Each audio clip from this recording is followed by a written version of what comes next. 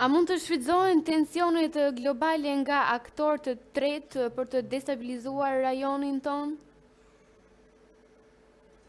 Patjetër, tash nëse folim edhe pak në aspektin e antiterrorit, domethënë, mos harro se në kohën shumë të afërt, para 10 viteve kemi pas grupe antiterror shumë të mëdha, këto xhihadistë e tjerë etj.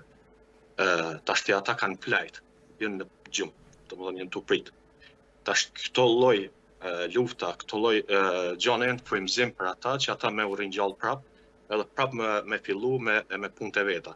Po të njëjtën kohë siç e thënë edhe më parë edhe Serbia, domethënë është një prej këtyre aktorëve që është në gjumë për momentin sepse Bashkimi Evropian NATO e ka qetësuar, domethënë e ka mbajtur në kontroll, po për momentin nuk kanë fokus domethënë në Ballkan, as një shtet, as NATO-ja, sepse NATO ka problemet e veta për momentin brenda vetit. Bashkimi Evropian të njëjtën gjë e ka brenda vetit, nuk po mundën me u bë unik.